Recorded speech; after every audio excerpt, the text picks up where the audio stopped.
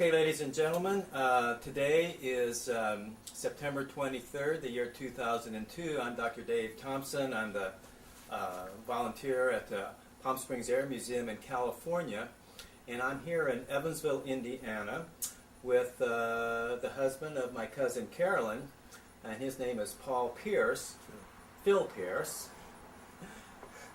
His name is Phil Pearce, and he was with the 5th Marines during World War II on Okinawa in the South Pacific. And so we're going to be talking about that and a lot of other stuff. Thanks for having me here, Phil. Okay. Okay, so we'll go ahead and get started. Tell me again, where and when were you born? I was born at Carmi, Illinois on January the 3rd, 1923. And where is Carmi? Carmi is approximately an hour west of where we are here in Evansville, Indiana. And Evansville, Indiana is? What I would call the southwestern tip of the state of Indiana. Right on the Ohio River, right? Right. Okay. What was your dad's name and what did he do? Tice Pearce was my dad's name.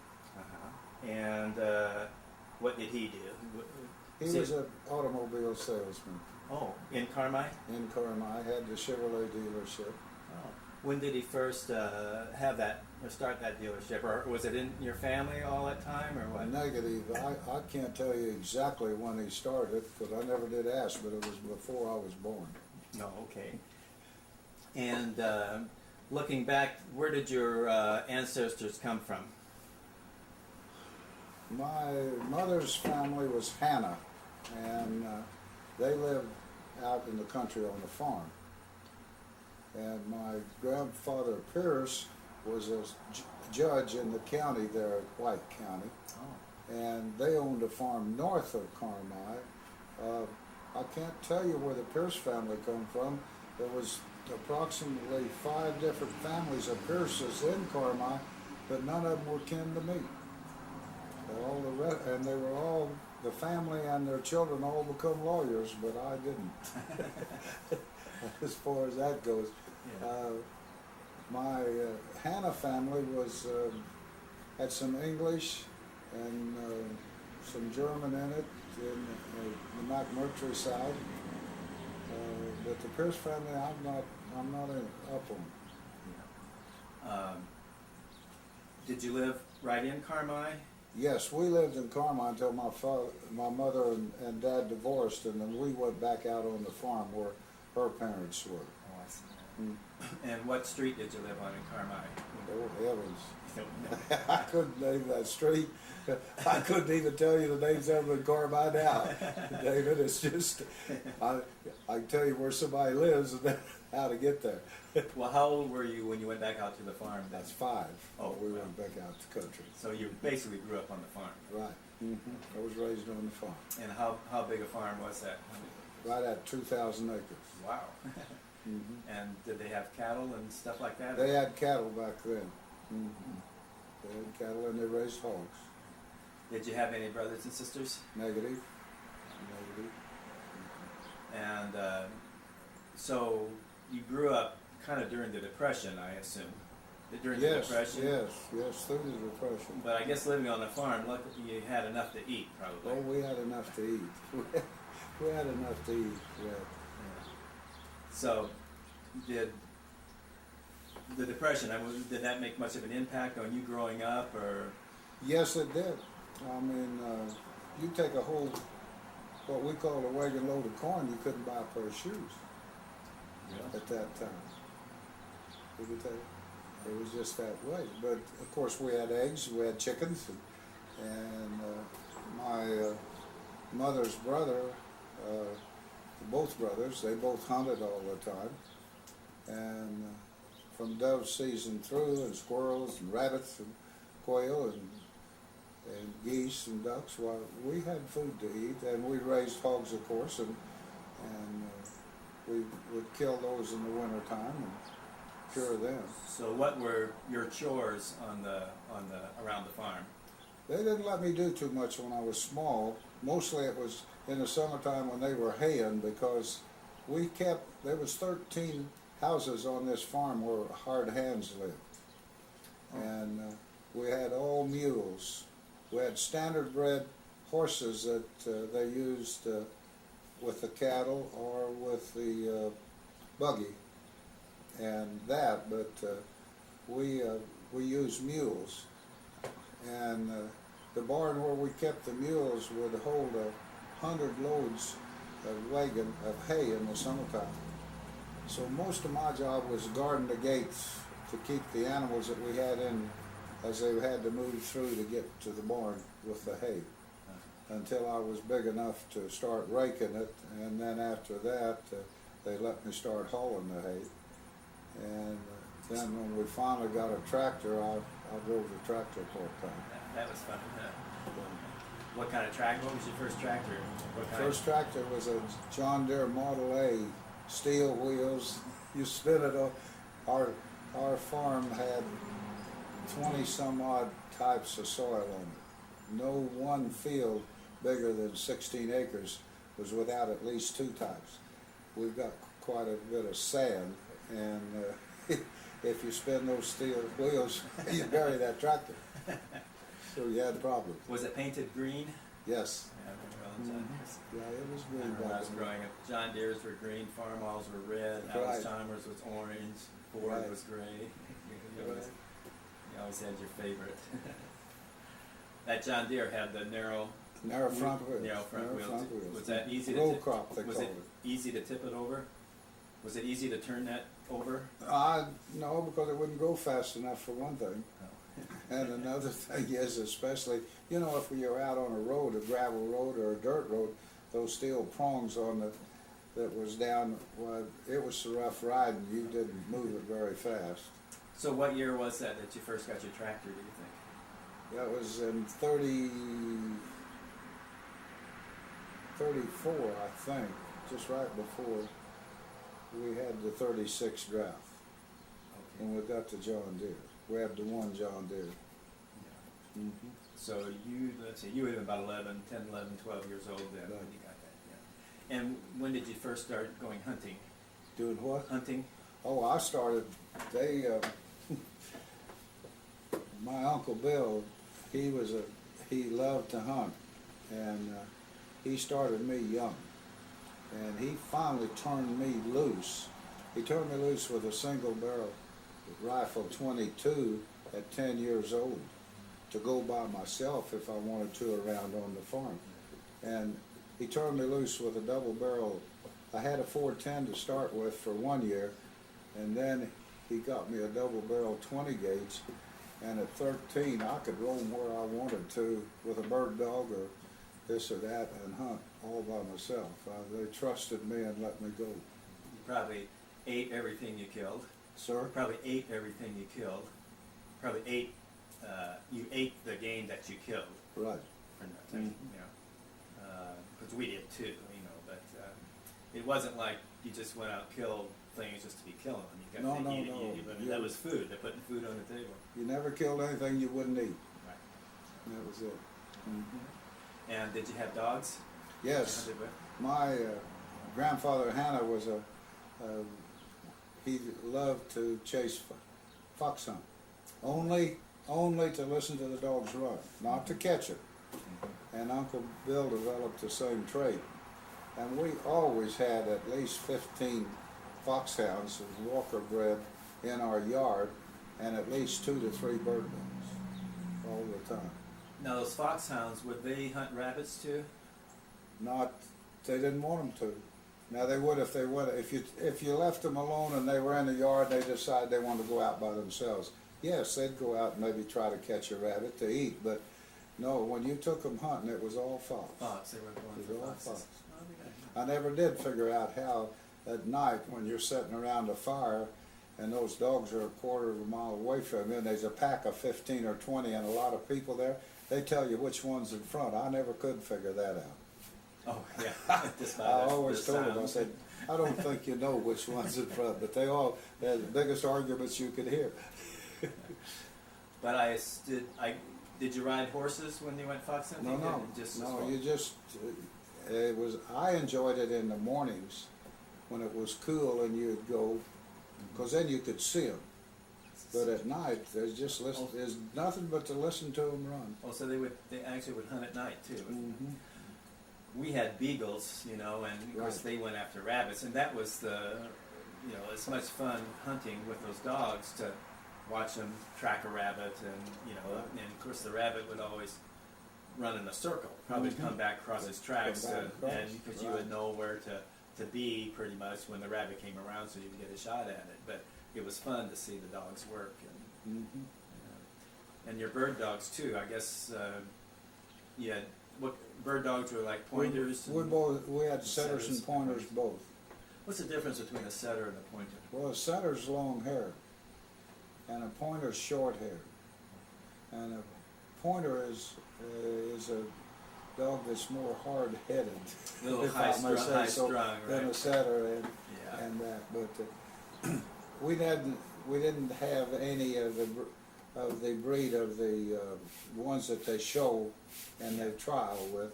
We liked or he always tried until I got big enough that to keep dogs that would work within 100 yards of you, Mm-hmm. not go out and run a quarter of a mile fence row, and then come back. Yeah. And so they would,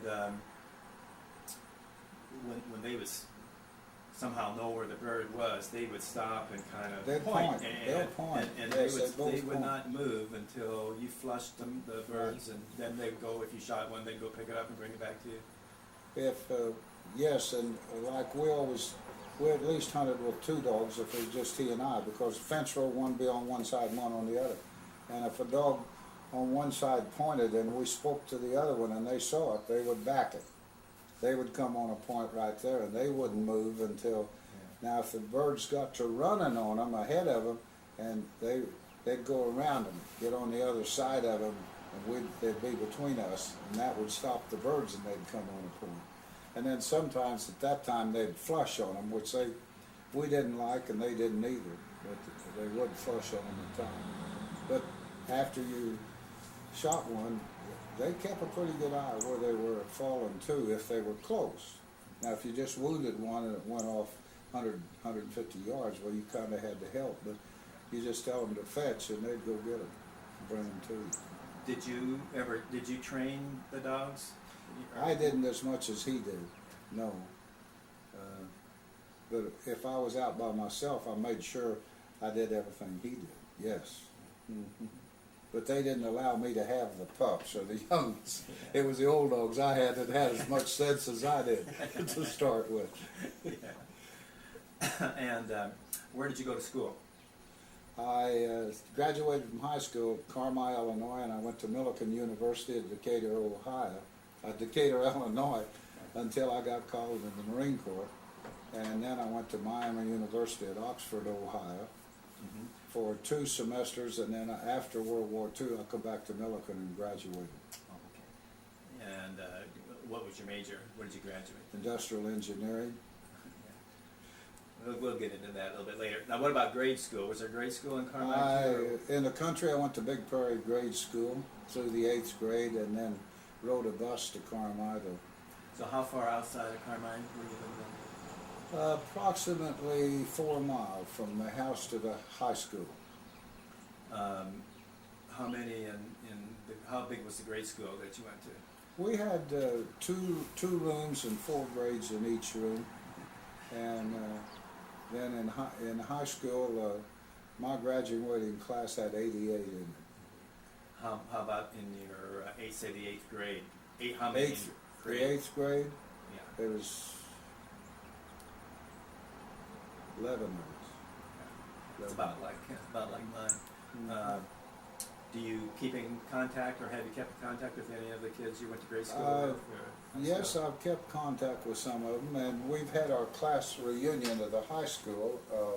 We're doing another one, but I told them I wasn't going. I was president of the class when we graduated, and I told some of them, I said, you can do the next one. I've done my part as far as our. We had one and had our 50th, and I helped put that together, or started it, and got some girls to help me, and we put it together. But there's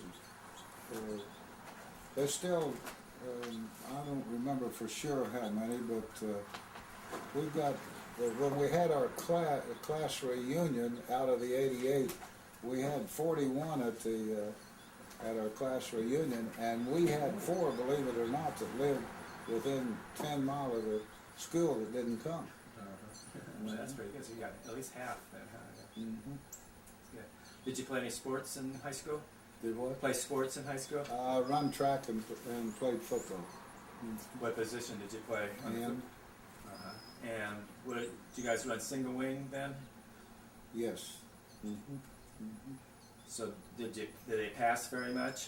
Did you catch it? Yes, we did, because we didn't have a big line to move, heavy line. We were light. Did you play any of the Evansville schools? Not in my years, but Carmi did. They played Memorial before that. Yeah, they played. First football game I kind of remember, modern day, where I went to school, played Carmi. I think it might have been one of their first games that they ever played, like in 1949. And we had some neighbors that lived down the street, and Merle Effing he was an end on modern day. And so I remember going over to Carmi with his parents, and we sat, and it was just freezing cold that night. I remember that. We sat in the car with the heater on and watched the game, and Modern Day won. I think it was their first game they had won at being a school, and it was pretty... matter of fact, at my reunion, I was talking to the husband of one of my classmates, and he was on that team. He was on that team that they played, yeah. And so he remembered it real well. Right. Okay, tell me what you were doing December 7th, 1941. I'd been with another one of my, I was a Sigma Alpha Epsilon fraternity, and had been up to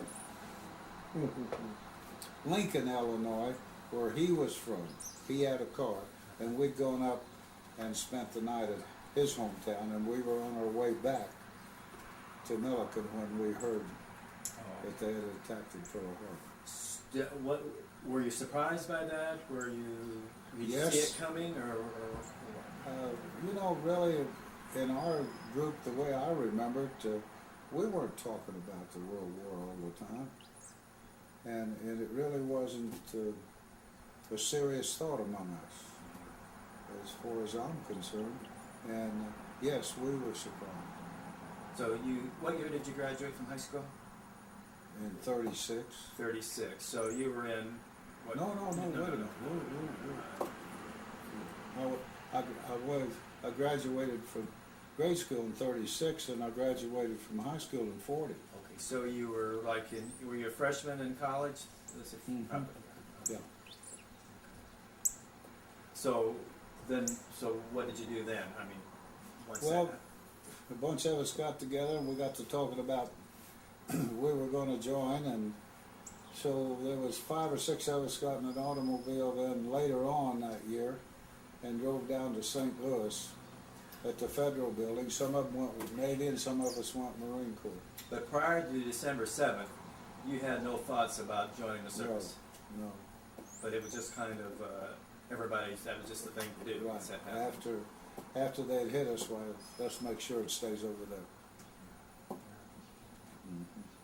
So when did you go down to St. Louis then? I'm not sure, David, the exact time.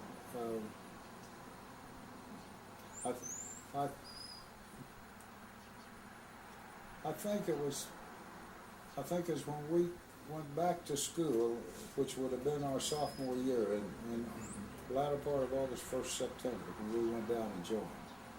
Because at that time we weren't old enough to be drafted or this or that. And okay, so then where did you go from? And how did you choose? Did you choose the Marine Corps then? Yes. Just And went why- in and why- enlisted in the Marine Corps. And was there a particular reason why you chose the Marines? Well, yes, there was, as far as I was concerned, and what I'd read and what I knew. I felt that I would be taught how to protect myself and also people better than any other branch of the service. And I didn't care for the water and the Navy, and I didn't didn't care for the air, and I thought I'd just be a gravel runner. And so you had no problem getting in? No, no, because they were taking us college people in what they call the V-12 for the Navy. Okay. And we were included in that, of course. Okay, what was the V-12? It was a program for all of us in college that wanted to go to Officers Candidate School to enlist in the reserve program of the Navy or the Marine Corps and advance along until we either got a commission, or if we failed, we went into the regular side to serve out a term. And so where did you go from St. Louis then? Well, we come back to Milliken Okay. and finished the year, and then was called to Miami University for 2 semesters there, or I was. Some of them left in them. They scattered them all over the United States, the programs. Now at Milliken, what kind of classes did you take there? Just like you had been most before? Most of our stuff was learning drill and also just not any definite thing as far as platoons or companies or that, is just regular stuff that they would want to teach us, and we wore uniform all the time and were restricted to military attitude and service and etc. So it's a little more strict ROTC type, if you could compare it to ROTC Right. that they have. Mm-hmm. Yeah, we had regular Marines over us, you know, and in the evenings, in the mornings, and while we were there in the barracks or And then you went to Miami of Ohio. right, that's Well, what, how long were you there? 2 semesters. More or less the same, For same type of the stuff. fall and the spring semester, and then down to Pearce Island. Okay, now at Pearce Island, did you go through the same stuff that a Everybody. recruit would be? Yeah, With the we were, DIs? we were just the same as the boots that went in there. We were treated the same the whole way, and we were all PVTs then. Private sector, yeah. And yeah, they just, I don't know how they age or what it was. Part of it was age because I didn't go quicker, but they just took so many out of each school and sent them down there, and we formed. There was 1,500 of us down there at that time, out of this group I was in. As far as Was it about like you thought it would be, or was it tougher, or going through Pearce Island? Was it about what you thought that it would be like going yes, through it this? was, and it was even about the same riding the train down there in those days and everything, and coming up, and then the buses picking us up, or the trucks, and taking us in. Yeah. Mm-hmm. But I mean the training that The you went training through, you're was- supposed to be really tough on. It was tough. It was tough. As far as I'm concerned, yeah, it was tough. That's what I was getting. Was it tougher than you thought it would be, or did you know what you were getting into? when you No, I didn't. I really hadn't been around military too much, and I didn't know. And I don't think it was any tougher than I was expecting, but I enjoyed it. I've enjoyed my whole time in the Marine Corps. I have no qualms about that in any way. But there was, of course, I really enjoyed the rifle range. Oh, yeah. And being used to it and everything, and this and that, I just couldn't figure out. Some of those boys had never fired a weapon, and I thought, my goodness. And then we were getting ready to sight our rifles in, and the windage and all and everything, and the clicks, and to get ready to shoot for a score. And I just couldn't imagine how it was taking so long, because I'd done it before all the time. Were you training with an M1? Yes. And in combat, did you carry a M1 or a carbine? I carried the carbine. And of the two, which did you prefer? As a platoon leader, I prefer the carbine, Carbine. but I'm leery of them. I happened to see one nip that the whole magazine was emptied at, and a lot of them hit him, and he still kept coming. That's why I understood And that the M1 had a lot more the M1 had a lot- killing power than the carbine. And the 45 had a chilling effect, the old 45 pistol. On the shooter or the shootee? The person that caught the bullet. Oh, okay. It had more effect than the M1, to me. I mean, up close, At where you close could range, see. sure. Yeah, Mhm. yeah. So, how long were you at Pearce Island then? 12 weeks. 12 weeks, I think, dude. And It's then, been a long time. then where did you go from there? We went up to Camp Lejeune, North Jacksonville, Carolina. North Carolina. I know it well. I was there 2 years. I was there at Lejeune for 2 years. For 2 years. I was a dental officer, Mhm. attached to the Marines. And so, what did you do at Lejeune then? Well, when we got up there, the rumor was that with the casualties they'd had on Saipan and et cetera, and all the Marine Corps, and we didn't know it, but they were going to hit Iwo and Oki, and they figured they'd have a lot of casualties and they needed a lot of people, so they picked our group, or a group of us, and sent us through a special class, the first class they'd ever had, and the only one that I know that they've had down there at Lejeune. And they picked us and put us in regular companies, and we were down there then for 90 days with nothing but we didn't have a lot of things you got at Quantico. We were taught infantry tactics, mortars, machine guns, platoon tactics, company tactics, night marches or with the compass, et cetera, and it was all just second lieutenants as platoon leaders, really. And when you're talking about the casualties, most of the casualties were the junior officers. Right. Is that not correct? And so Right. that's why they were. That's what they were doing. Mm-hmm. And I believe this book talks a little bit about what you are talking about. Right, that Okay. we few. Yeah, here, why don't you hold that for just a second?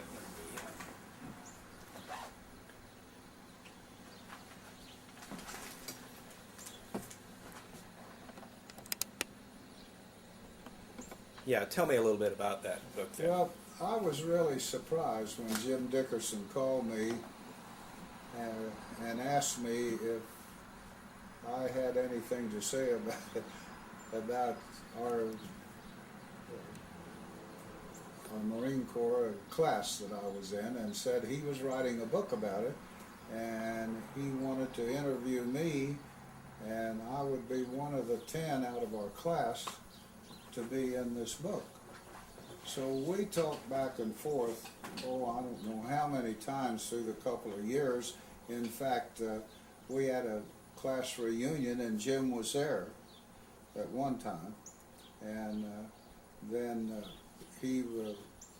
I gave him, I knew where my runner was in Iowa, and I knew where my platoon sergeant was in Texas, so I gave him those two names, and he called them and talked to them.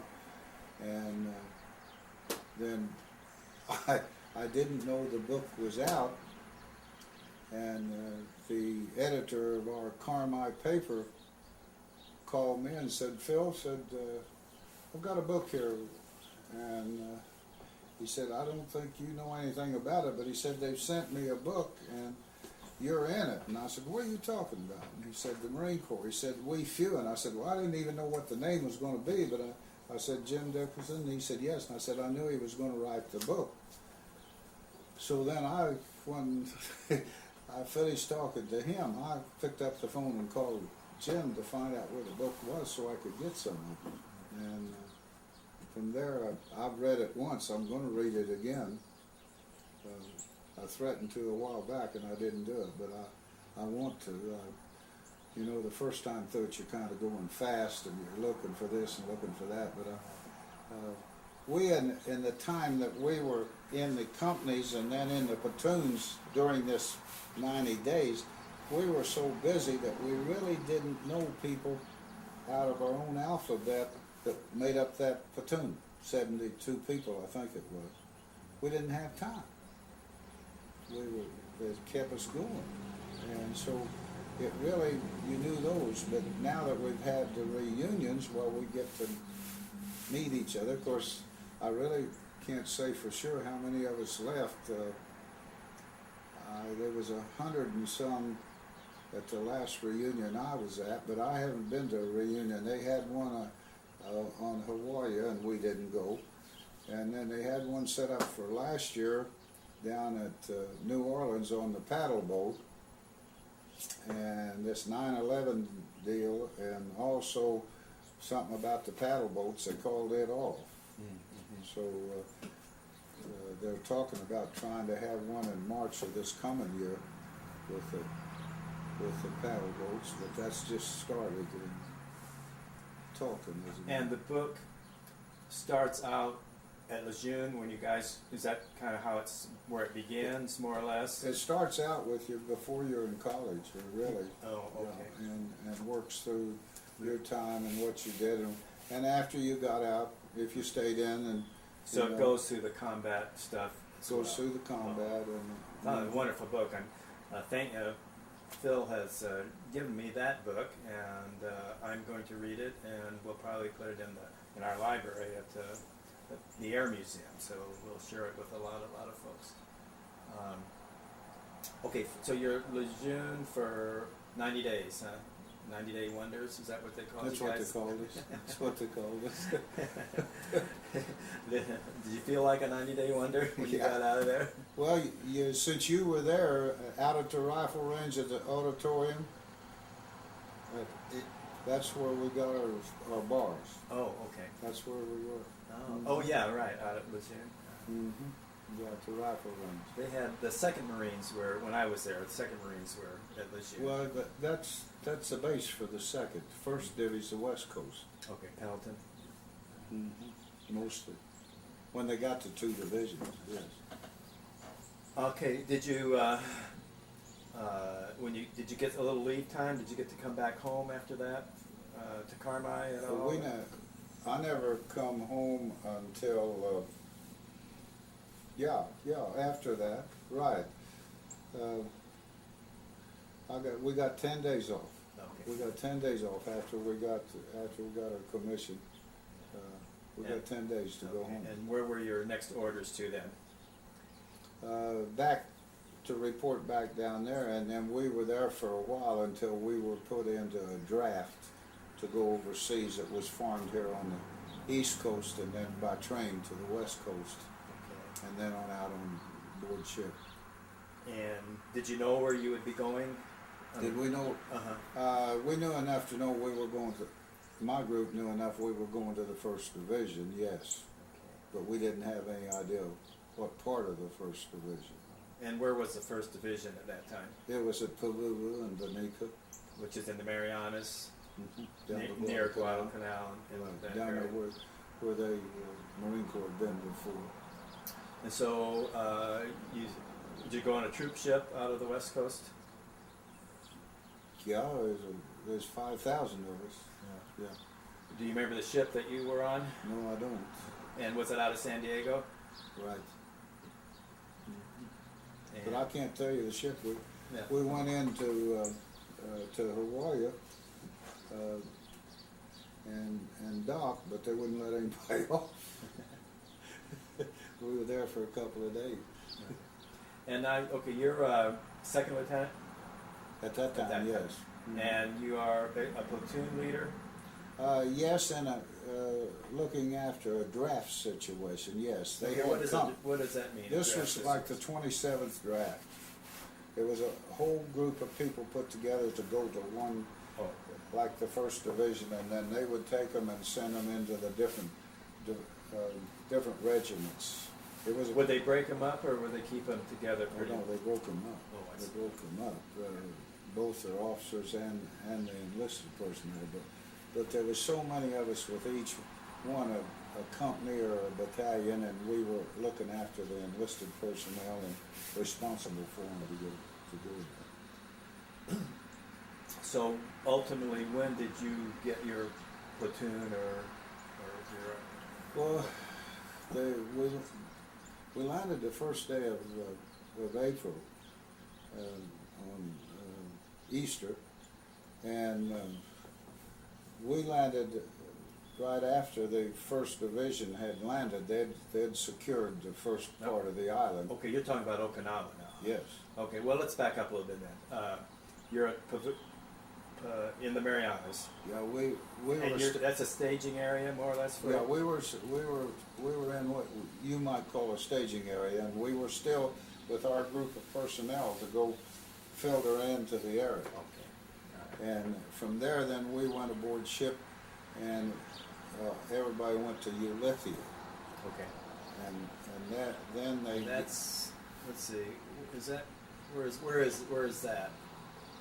More or less. I don't know for sure. I haven't paid that much attention, but I've was seen it. It was out from Guadalcanal up towards Okinawa. It was, Right, it's in between. it was a staging area that had a wonderful port and for all the ships, and there was a big drove of all kinds of ships, and we sat there for 2 days. Now we got off the ship and out on the island for half a day, and then from there we went on into Okinawa. Then after they landed, the division did, then we come in right after them, and we were stationed waiting until they needed us. Okay, but at that point in time, did you have a group of guys that you were in charge of? I mean, were you? We still had a platoon. You still had your platoon. But they might come that morning and somebody and say, we want certain names to send up to. Okay, so you were kind of like the replacements for. You could call us. Well, Yes, we I were mean, replacements, right? So I mean, you wouldn't necessarily go in mass. No, Your own, no. There's when I went up to the first battalion, there was only 4 of us going up, 4 officers. Well, okay, let's okay. What makes up? Let's start out with the platoon. What makes up a platoon? Makes up of a platoon. Back in those days, we had 3 squads. The platoon leader, then he's enlisted, his top sergeant or top gun, platoon sergeant, and then you had a couple of buck sergeants. So you had 45 people in your platoon. Okay, about 15 in each. 13. 13 in each. Three fire teams of 4 apiece and a platoon leader. Okay, what makes a squad leader. Okay, what makes up a fire team? A fire team is what we call the scout, who has the M1, and then we have the I started to think of it. That automatic weapon. BAR. BAR. Right. The BAR and assistant BAR man. Right. And then that fire team leader, and that's the 4 in the fire team. And carry grenades? Did they carry hand grenades? Oh yes, yes. Mm-hmm. What about mortars? Did you have any mortars? We had a mortar platoon, but they didn't stay with us as far as that rifle platoon. Right. But they would, if we advanced so far, then they would advance where they would. And sometimes we'd have the forward observer with us, or it might be with some other platoon leader, or when you were getting ready to meet them. Mm-hmm. Now, what makes up a company? A company it's like 3 platoons. Okay. But a company that's 3 platoons of just infantry, but then if you're going into combat, you're going to have some of the machine gun company with you. And mortar. Now the mortars are still with themselves, Okay, but you'll have somebody out of the mortar platoon with you, so he can call in where you need to fire. Okay, so you got company. Okay, and so the See, what's the next? A brigade or? no, you start out with a platoon with 3 squads, Yeah. a company with 3 platoons, a battalion with 3 companies, a regiment with 3 battalions, and a division. And so you usually got second lieutenants as platoon leaders. And what about company commanders? What are they? My company commander was a first lieutenant, First lieutenant. and the executive officer was a first lieutenant. Do they sometimes have captains? Oh yes, yes. But they had come off of Peru. I mean, Peleliu. Peleliu, yeah. Peleliu's were the first deal we had. And in fact, I took over the machine gun platoon the first day I was there. The second day, I moved from there to the first rifle platoon, and the third day I moved to the third rifle platoon, and that was the one that the company commander had on Peleliu. So I had the third platoon for the rest of the, And so time on these Okinawa. these guys had some combat experience. Some of them, right. And what about your sergeants? Did they, any of those, have Oh any? yes, yes. I'm sure that had to be a big help for So it for was a a guy big like you help going to in. somebody. Did you had to depend on your sergeants quite a bit, I would think. Right. Yeah, yeah. No, any one of the platoons that I know of in our regiment, they was, when they first hit Oki, there was people that had been through Peleliu with all of them. So, well, let's just go back. Like, okay, your first day. Well, you kind of run through it a little bit now. Your Okinawa experience, like from day to day, especially. Well, you know, you're sitting there, you're wondering when you're going to get called out, because you know you're going to get, and the Marine Corps was lucky on when we went across to the first division, because there was just a few people hurt, and there really wasn't a lot of resistance as they moved across the island. But then when they were waiting and the Army got in trouble on going south, well then they called them the first division. And the 6th Division of the Marine Corps was going north to skirmish, and they had some skirmishes up north where they swept that part of the island. But you wonder when, and then when it happens, you're going in, you're green, and you're wondering what you're going to do. But my company commander, when I met him, was very nice, and he said, "I hope you've been through everything that and understand what they taught you." And I said, "Well, I feel I do." And he said, "Well, that's all we can ask. Tommy Carr, who's going to be your platoon sergeant, I had, and I know him real well, and he'll help you, and I think you two will get along just fine." So I joined that. That's when I got the 3rd platoon, which was finally mine. And for the rest of the assault and the rest of the way, all the way through, we'd really just started south, and then we went into the different draws, the Wanna draw, and all this and that, and into Sherry Castle and on south. Okay, a draw is like a low canyon kind of a thing. You got hills around and you. lots of them over there. And much vegetation. Yes, a bunch of vegetation to start with, but by the time we got through it, there wasn't anything there. But yes. Did you guys have flamethrowers? Well, yeah, we had flamethrowers. Not, you had to go back to the company to get one, because there wasn't that many. And What about tanks or any mechanized there was stuff? tanks. We had tanks once in a while, you know, or if the upper echelon, the battalion CO and this and that felt you needed tanks to start with, they'd send one with you, or maybe a platoon. But most of the time, a lot of it, tanks couldn't get through. Yeah. Yeah, and then, you know, we had that muddy session there where it really rained and rained and rained, and the mud was yay deep, and you couldn't you just couldn't hardly move as far as except on foot. But when I got to my regular platoon, which I consider mine, I hadn't had anybody shoot at me, and I hadn't in the 2 days. I'd set the machine gun platoon up, part of it, for a night where I wanted to help the platoon leaders set it up for field of fire, because that was my machine gun platoon, and I sent 2 guns out on each side of the company and field of fire. And then the second night, I had the first platoon, and another person had the machine gun platoon. So I was up there with setting that up. And then the third night, I had the third platoon, and that was mine. So from then on out, it was just it was lucky in one way, and another way it wasn't, because Curly was so.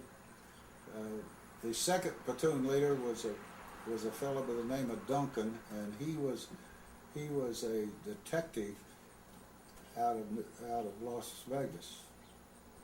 That was his, and and the first platoon was a fellow by the name of Peterson, and he was out of my outfit, and they come in after. Duncan was already there, but a fellow by the name of Tobin got hit from St. Louis, and when I ended up getting the third platoon. And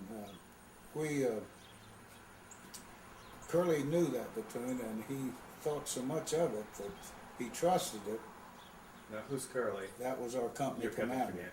Okay. And Dinosopoulos, we call the Greek, was our was the assistant company commander. But anyway, Curly, he made us the point. Anytime we moved, from then on out, my platoon was the point. And the point is, you're out in front. And it's easy to get cut off, I guess. well, yeah, I mean, yeah, you could, but the way I played the platoon was, I had one fire team ahead of me, and that was all. They were ahead of me, and then I had my maybe 2 squads out at the side and 1 in reserve, or however.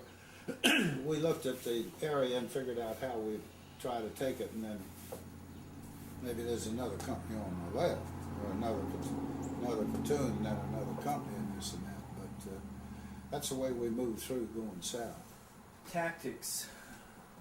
Did you depend on what you had learned as far as book tactics? You know, this situation's like this, so I probably should do this.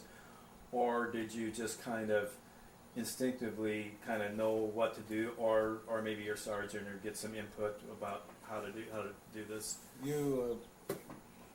Myself, I used everything that I'd been taught, plus things that I thought, hey, this is a better way, or this can save lives, or this can do this, and I'd implement that in with whatever the book said that would be the right way to do it, and try the best to do it that way. Mm-hmm. Yeah. So when did you first take enemy fire? I've been platoon leader for 8 days, and we were on a ridge, and we knew that the Japanese was underneath us, but they hadn't. The Marine Corps hadn't tried to cross this valley yet and up the southern If side. I could just say, you had said something about a castle earlier. Well, that's later. Okay. And Curly and I, we went around to our left, and the Nips had trenches on these areas. And we slipped around here and got in the trenches where we figured thought we'd safe, to try to look to see what was in front of us. We got far enough out here that we could see in front of where we were, and we could see this trail going down. And he said, Phil, he said, I think in the morning you'll have to take that trail and go down. He said, they may still be there, they may be gone. We don't know for sure. and I don't know whether we can see them at night with the flares or not. But we couldn't see them active as when we were over here. But ever so often we was getting shot at from over on this side, because it was 300 yards across the top. So the next morning I saddled the platoon up and we started down there, and they let us all, my whole platoon, get down in this valley, and then here they come out from these caves in among us. And they were running in among us. And I started to shoot one with a carbine, and I pushed for the safety, and I pushed the deal, and the magazine fell out. A revolting development. Yeah, so I just threw that carbine away. It wasn't any use of having it.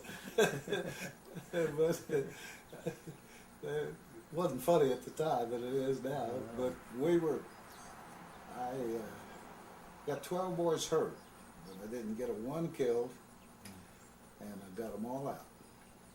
We got them back and got them all.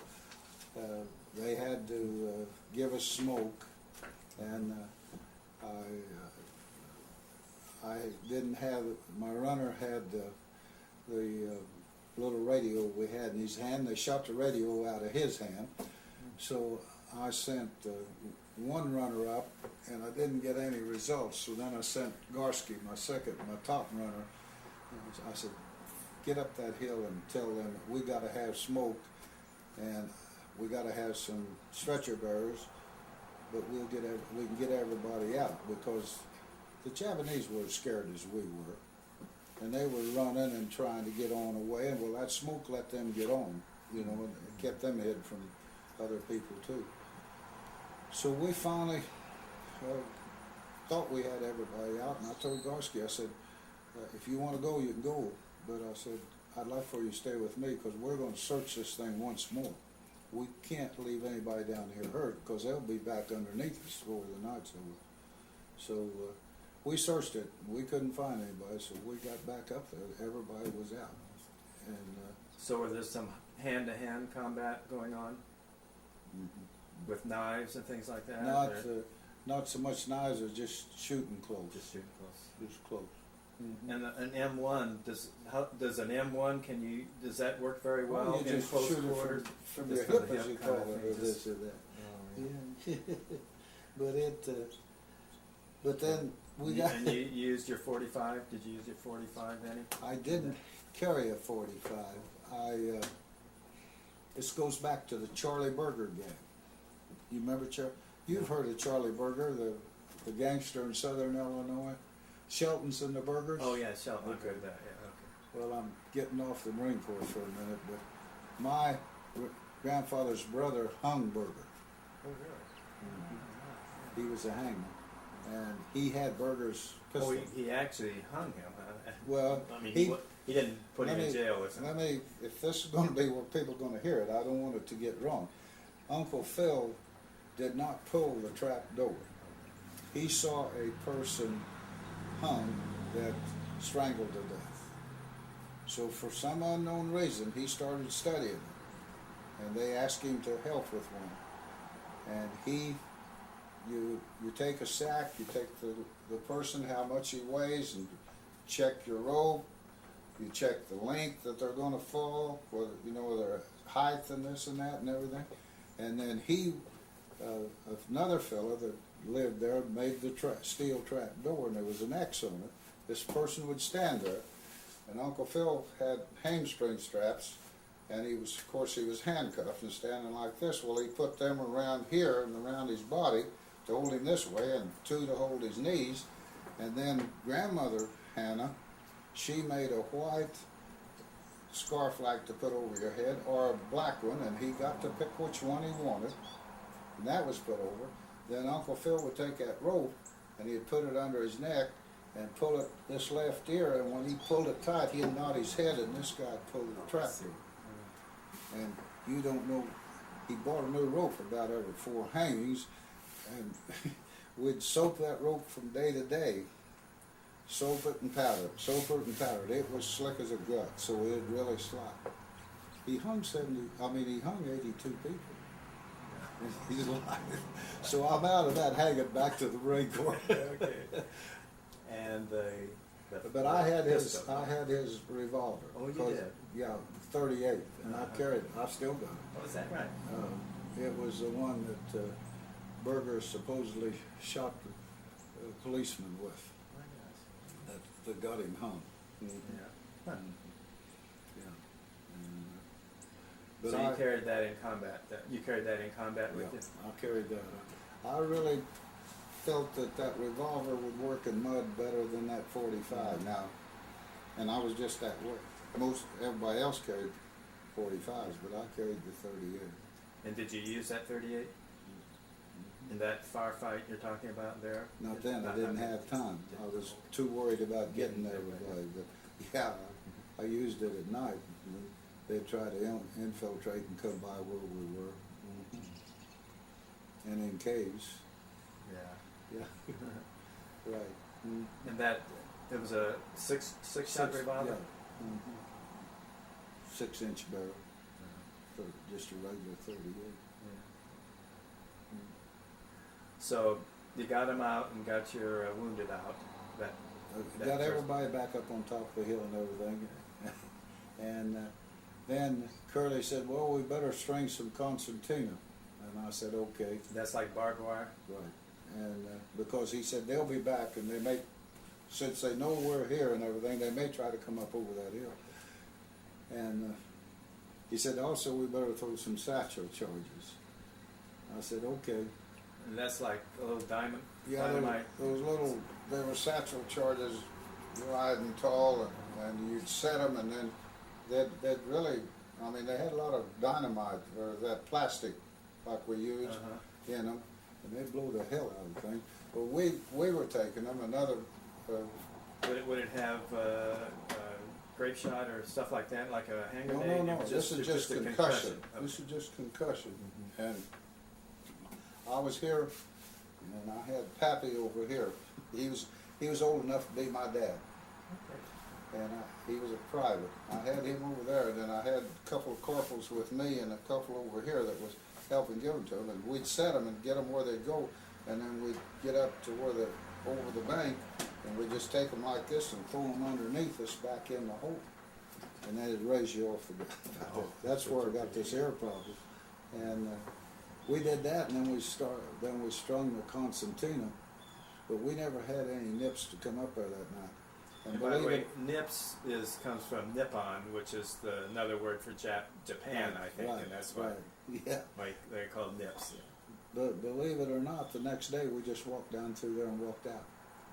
They'd got out that night and left, waiting on us on the next ridge. So at this point in time, they weren't necessarily giving their life with the bonsai charges that you hear No, we didn't about. have that. We didn't have that in our section there at that time. We advanced on through down through Wana and on through towards Shuri Castle, and we come into an area. Shuri Castle was 800 yards from us. What is that? Describe that. That was a big Okinawan capital, if you want to call it, but it was also their main worship. Oh, it was a real structure then. It Okay. is a structure and everything. And Curly sent our my platoon one day. We were back here by the railroad track, and he said, you go across and get up on the ridge. Well, we got about halfway out there on a little hill, and that's as far as we'd go. And we got pinned down, and we couldn't come back, or we couldn't go. We were out there for 3 days. Marine Corps got everything. Those kids had everything. There happened to be one rooster on that little old hill with a few little old shacks and stuff. They caught that rooster, and one of them had a tea kettle. And they cleaned him, and they brothed him for 3 days. Besides what little food we had, that's all we had, because the planes couldn't hit us when they tried to drop it. They couldn't hit it. But we had a lot of fun out there. We were laughing about it, this and that. But then we were told the next day that we said, push out. We don't know what you're going to run into, but let's get on over there to Shuri. Well, Shuri Castle was sitting here, and there's two big radio towers here. And my platoon was to be the right of the radio towers as we were going, and we slipped up and got up on top of it, and here was a platoon of Nips asleep on the back side of it. So we had a heyday, but we were the first ones up on the Shuri Castle area, and while we were there waiting on everybody else to come, I looked back to my back of me there while I was once, and here come this company through, and I looked at the front of it, and it was a boy he was a captain, but he'd gone in the Marine Corps. He was ahead of me in school, and he had his company out of the 1st Marines, and I hollered down at him and told him, I said, it's safe, you can go on around. He'd come out of the Marine Corps, and he was a lawyer, and he was a judge at Fairfield for years. This fellow by the name of Harry Ziegler. Yeah, but it was fun seeing him come by. So you see a person now and then, you know, out of your own area. Harry Ziegler. Now, we got a guy, one of my volunteers, that does interviews. His name's Harry Ziegler. I don't know if he's related or not. So this is in Southern Illinois, where. I'll have to ask him. Yeah. But we went in then. We didn't get into the area, the exact place where the castle was, because this was our area to go. We weren't included over there. And from there we just went on south as we advanced, and as they retreated until we got to the end of the island, and on June the 21st, the last day of combat, on Hill 79, that was ours, Curly had told me, he said, Phil, he said, we get this last hill, he said, you can tell your platoon that you're not going to be the front. You've been it all the time. I'm going to send Duncan and Peterson, and you just be released. So I tell them, and we're all happy. Well, he calls all the officers together, and the mortar section and the machine. Well, as Curly got the platoon leaders and the rest of these people that he needed up on looking over Hill 79, he had already told me that my platoon would not be the point, because we'd been the point all the way through up to then. And he said we'd send the other two platoons. But we get up and we're discussing it, we're looking at it, and finally he said, well, we'll take one tank, put on the left flank, and then the platoon. And he said, that's the way I think we ought to approach it from this side. We're looking directly at it. And he said, Pearce, you go saddle up. And I said, Curly, you told me that my platoon would not be the point. And I've already told all my kids, you get me shot going back there. And he said, I said saddle up. I think you better go do it. So I went back and told them, and they grumbled a little bit, and we got settled, and we worked in with the tank and with the tank commander, and got ourselves all working together, and took off up the side of the hill, but they let us get about halfway up, and they stopped us, and we just couldn't, we didn't have enough firepower to get on to the top of it, so we come down, and we spent that night, and the next morning he sent Duncan, and Duncan didn't get to the top of it, and when he come back, he kind of cracked up, so that took him out of the picture, and he sent Peterson the next morning with the 1st platoon, and Peterson had a Thompson submachine gun, and one of the shells hit his stock, and it sent splinters in his hand, so he brought his platoon back, and we still didn't have the hill. So I said, well, if you'll give me everybody we've got left out of the platoons, because we've got people hurt each day, all of us have, and what we've got left out of the machine gun platoon, we'll take that sucker this next morning. So he let me have them, and I got the people that I needed to help me, the sergeants, and we discussed the way we were going to do it, and we got ourselves all together, and we were ready. And when I hollered, let's go over the top, well, we all jumped up and run over it, got up to it, and got over the top of it, and got in among them, and we wiped them out and we had the top of the hill. Why do you think that you were able to this time where they had failed before? I think part of it, they may have pulled some of them out of there. And then there wasn't as many foxholes as in that coral that you would have, that we felt either. There wasn't as many people. And we got some people hurt going up, but we didn't get anybody killed. But we just had enough of us. Instead of one platoon, I had what was left of all three. So you had know, more going up. and we just enveloped the top of the hill and took it. Did you have Navy corpsmen with you? Yes, yes. We always had Navy corpsmen. How, like in a platoon, would you have one corpsman there, or how did it? Anytime we were in front, we had corpsmen. Yes. They usually, if you were doing anything, they were back at the company. But then they were assigned to whichever platoon was the assault platoon. And from what I've heard, they really were heroes. You got to take your hats off to them. Your hats off, yes, sir. Because I mean, a lot of time they were out there administering aid and getting shot up themselves.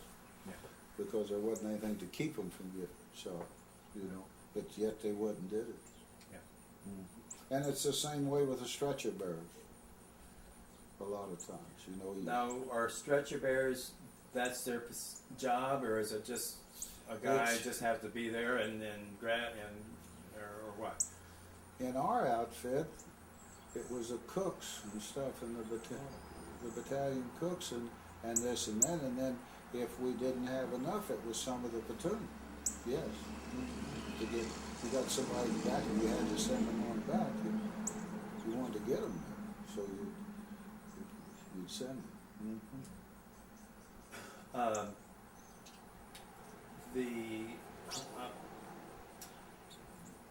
The spirit of your men. I mean, I'm assuming that in a situation like this, it's practically everybody I talk to, even like bomber crews or whatever, they don't necessarily love each other, but they know well enough to do their job because you want the other guy to do his job so that you can all be safe as you possibly can. You know, we had, back at the end of the war, we had draftees in the Marine Corps, the same as the other. You did? I didn't know that. Oh, yeah. We had draftees. It seemed that once they'd been through boot camp, David, in the Marine Corps, they developed this realizing that that person right next to them was just as important as their mother, father, or wife. And if they had to take care of them and they'd take care of you, and it's knitted to where it just stays that way for the rest of your life. You know, I mean, yes, you're really in love with your wife and your children, but that person like Garsky and Carr are just as close to me as my family is, because they saved my life a couple of times.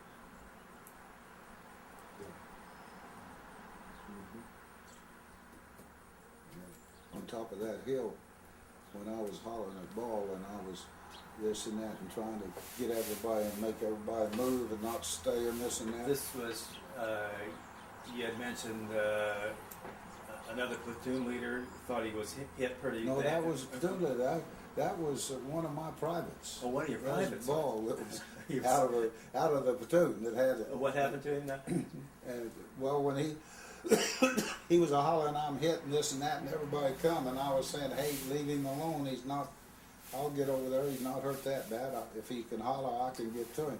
But I felt Garsky's he carried BAR, and I felt it in front of me, and I hit it, and I said, whoa. He said, whoa. I said, what? He said, don't move. And directly he shot right in front of me, and here, if I'd have taken a step 2 foot farther, the nip would have shot me right through the stomach. But his job was to protect me as a runner. That was his job, to wherever I'd send him with something, or to watch out for me. One of the fellows that I had interviewed was he was in the Navy, and he piloted the landing craft going in, you know, and he was at Peleliu, and it was Peleliu, and because they got hung up on the coral, and the guy jumped out and all this stuff, and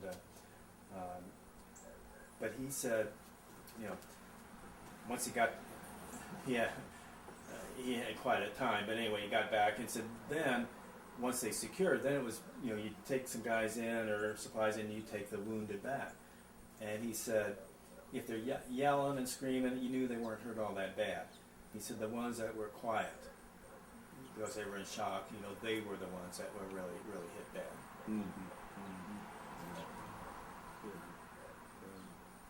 Mm-hmm. It's something. War's hell.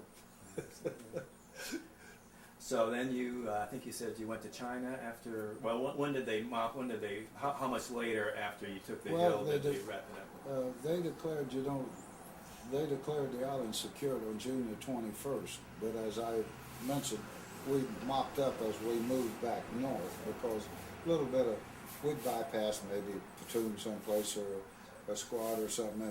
But all those Japanese were wanting to get in with the Okinawans, so they. Because when you dressed them the same, you couldn't tell the difference.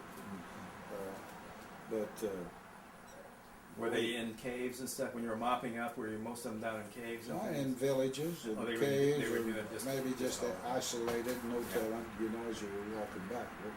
Well,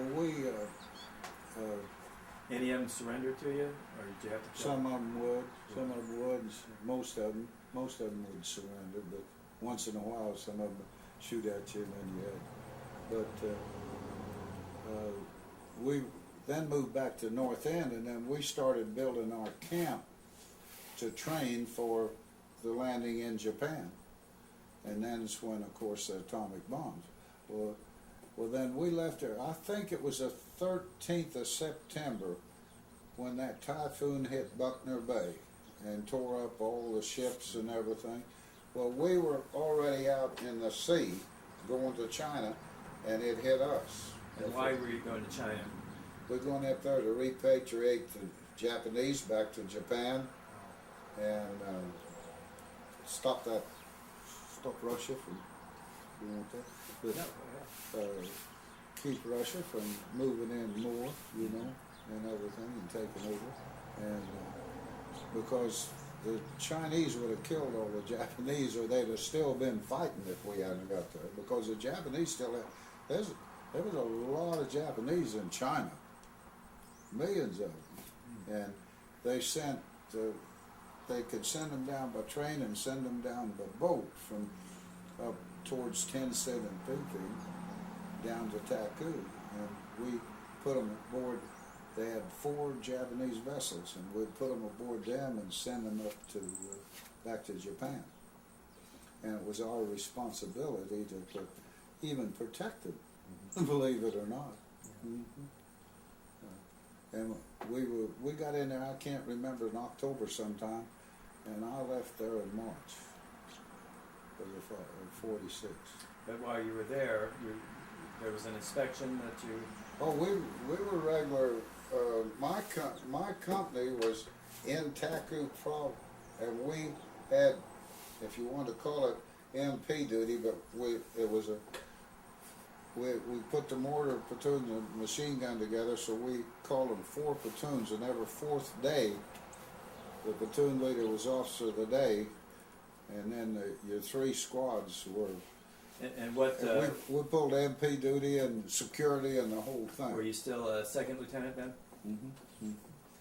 I was a second lieutenant until I got home, and I got back to Chicago and walked in there, and they took my bars at one place and gave me my platoon sergeant stripe, the gunny sergeant stripes here, back as an enlisted personnel, which I really was my permanent rank, and gave me a discharge, and I walk over to this next table and sign in the Marine Corps Reserve Program as a lieutenant.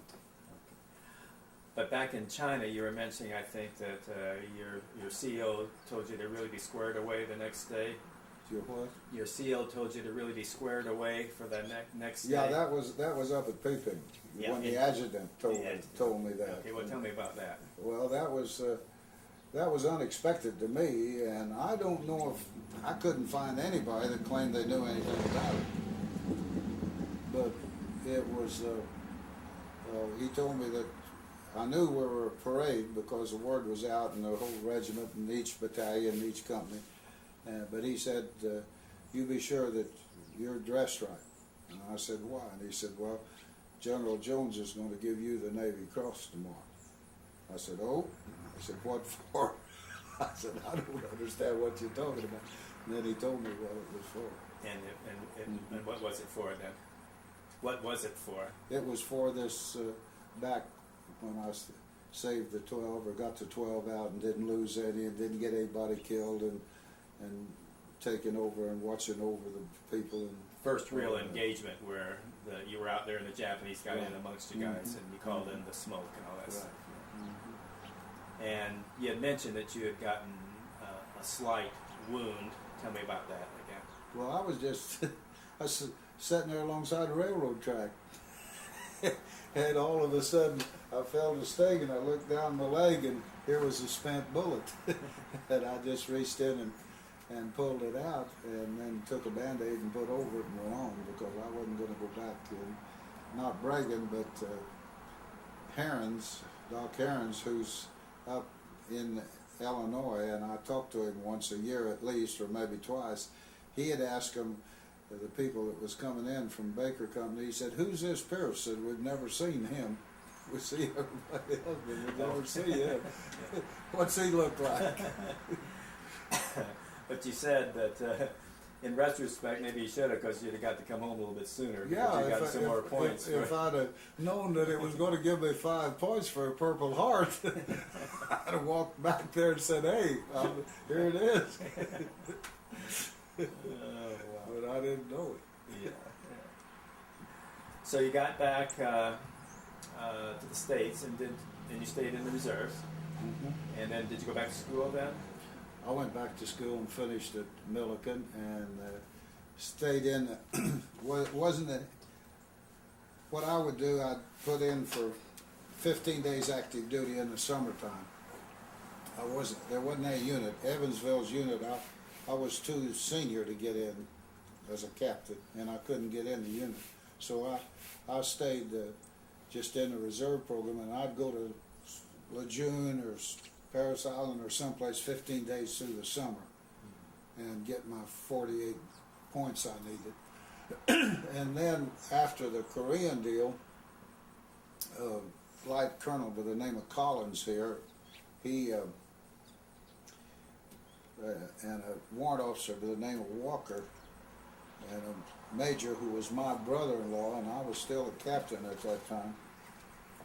We got together, and they were all air wing, and he got us set up at Columbus, Ohio, and we recruited, Jim and I recruited 26 people right out of high school in this Marine Reserve program, and they got some from over here, and the Navy Reserve or the Marine Reserve would fly out of Columbus down here to Evansville and carry us up there for a weekend if the weather was right, and then bring us home, and if not, we had enough automobiles, we'd drive up there. So we went 5 years to the reserve program to Columbus, Ohio, one weekend out of the month, and then 15 days active duty someplace in the United States. And then they shut Columbus down, and the boys from Illinois, we all picked Glenview Naval Air Station in Chicago. And I went up there, we went up there, and I was CO of the GCA battalion, and I stayed there until they booted me out of the organized reserve. And when did you make colonel? I made colonel, and I was a lieutenant colonel in 66, and I made colonel in 70. And then they kicked me out of, I was coming up for brigadier general, and they sent me a letter and said, all of you people at your age, we don't really need, we need the younger ones, so you retire. We don't want to run you through. Yeah.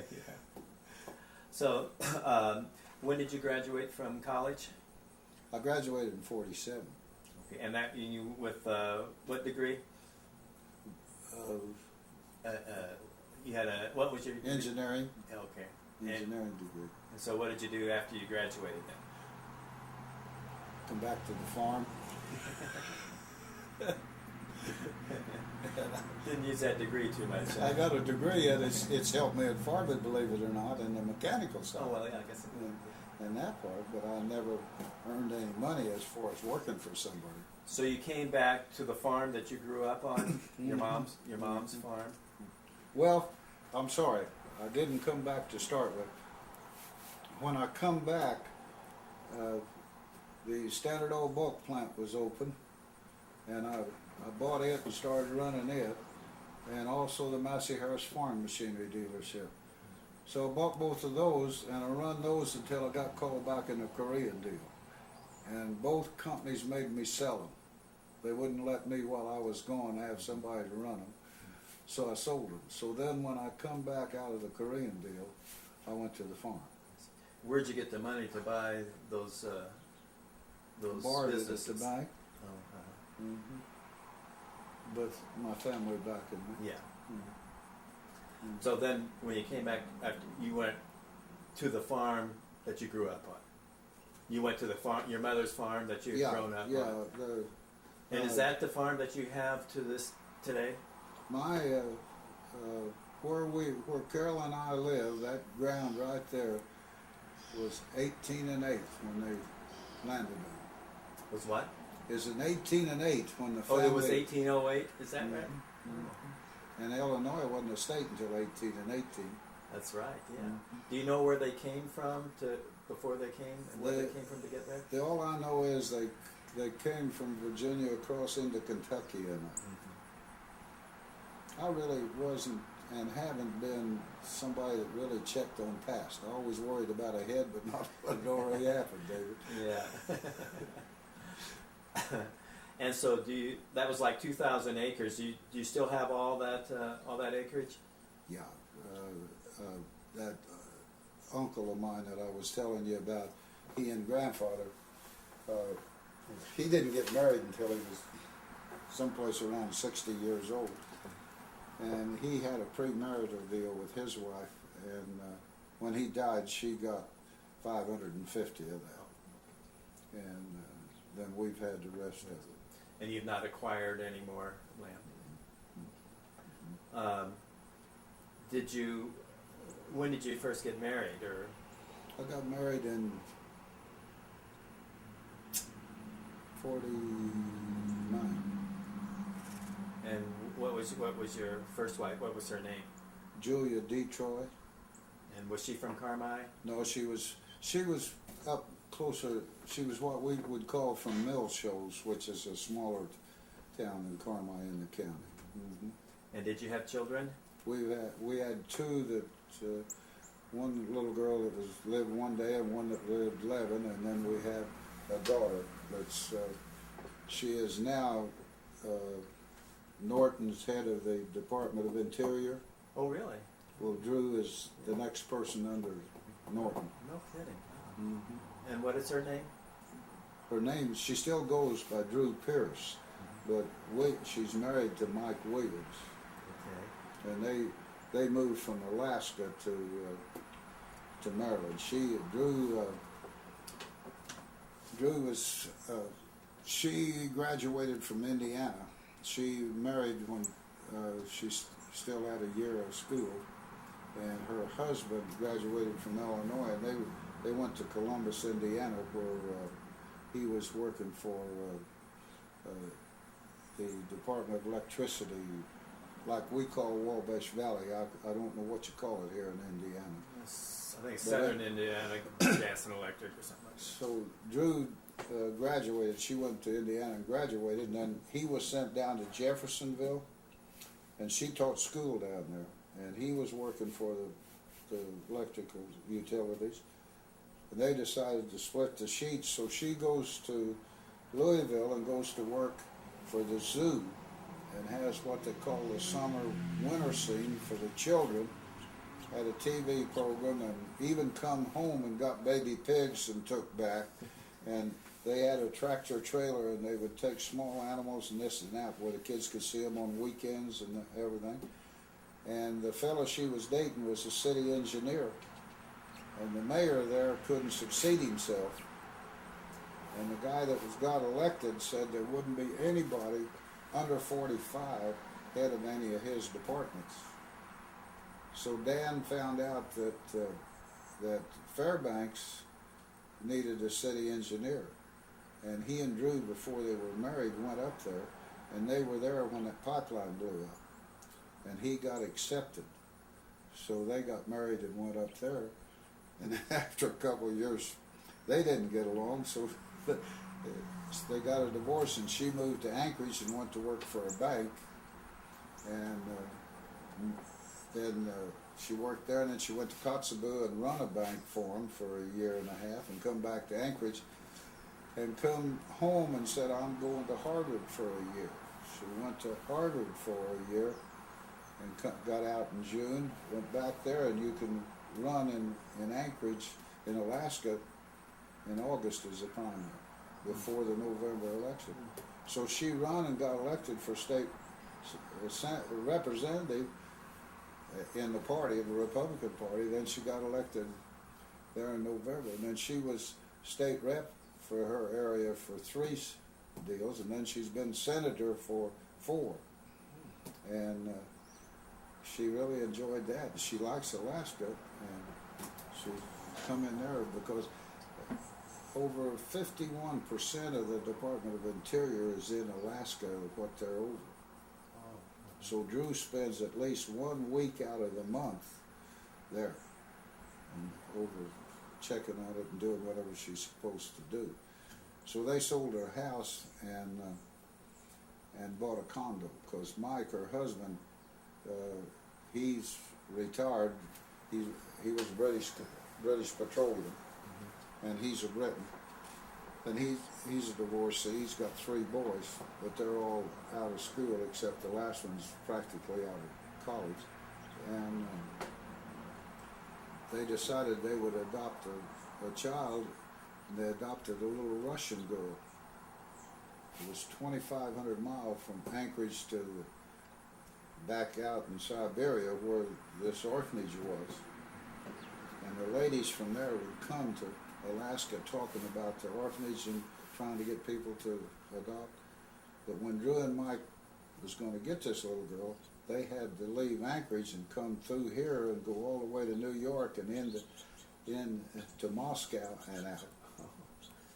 And when they got her, she was born the 22nd of April, and they got her the 6th of December. The wind chill factor where they was 40 below zero. But they call her, Drew named her after Tate, that was her grandmother Detroit's maiden name. She named her Tate Hannah Pearce Williams. And she's sure a cutie. And how old is the little girl? How old is the little girl? She's now? 8 now. She's 8 now. Mike works for those for the natives, running. He and another boy run some businesses for them. And he was in Washington half the time anyway, so he can live there in Maryland and do that part and the other one up there, so they have no problem on being there. And Drew loves her job. So